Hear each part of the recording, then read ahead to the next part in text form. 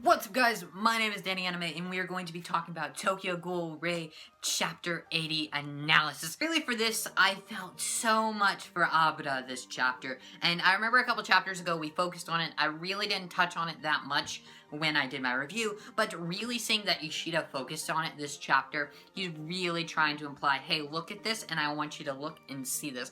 There wasn't too much to this chapter. I really liked the fight-heavy chapter that he gave us, and to be honest, the angles and stuff he did, he was very detailed with this fight, and I think the reason he did that was just to show how much of a disadvantage Abra was at throughout this entire fight. I think that Abra was at this disadvantage throughout this entire fight. It really showed the man really was having a hard time. He was already damaged prior, and just seeing the brutality, Ishida really doesn't hold back when he wants to. When he wants to show brutality, the man shows his brutality and gets his point across on the topic. And really with Abra saying he kept losing stamina, he was losing hope. Hope was really an important part of this chapter, I think, and really saying that he was losing hope throughout this entire chapter, it showed the man was running out of ideas. He didn't know what he was doing. He was by himself. He was on the chase, and he was already heavily damaged, and he was getting just beaten seamlessly with ease. He couldn't really do anything, and we saw earlier he was trying, but we saw now,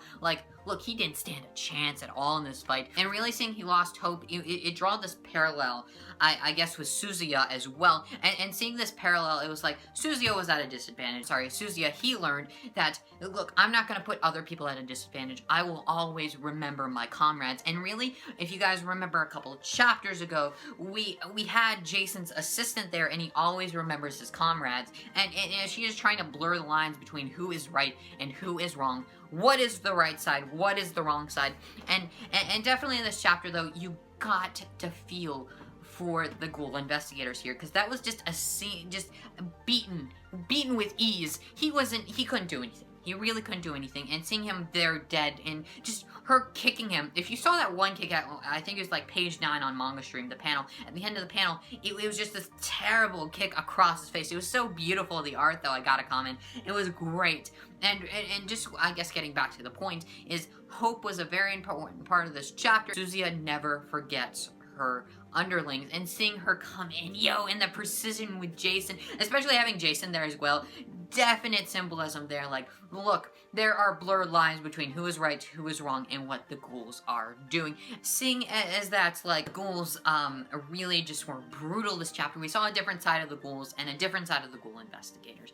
And in reality, I think it's very hard as she does trying to blur the lines, and he doesn't have a side for us to side with. It's hard. I think most of us want to side with ghouls, but then we see the side of ghouls that are just right there. And to be honest, it's hard. It is really hard to make a decision, in my opinion. I felt for the Ghoul investigators this chapter, but then I feel for Kaneki other chapters. So it's very difficult. It is a very difficult topic to cover. And then we see the end of the chapter with, Kurona, and we see Shiro was there with her the entire time.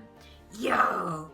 That killed me, fam. That killed me. Why? Why was she there crawling on her stomach? She was making all those noises too. Those noises were killing me as well. I was just a little freaked out about that in last chapter as well, and also on the topic of Mutsuki. Where is she? Where is she making her rampages right now? I want to see that, and I hope Suzuya gets involved with that somehow. That would be very epic to see, to be honest.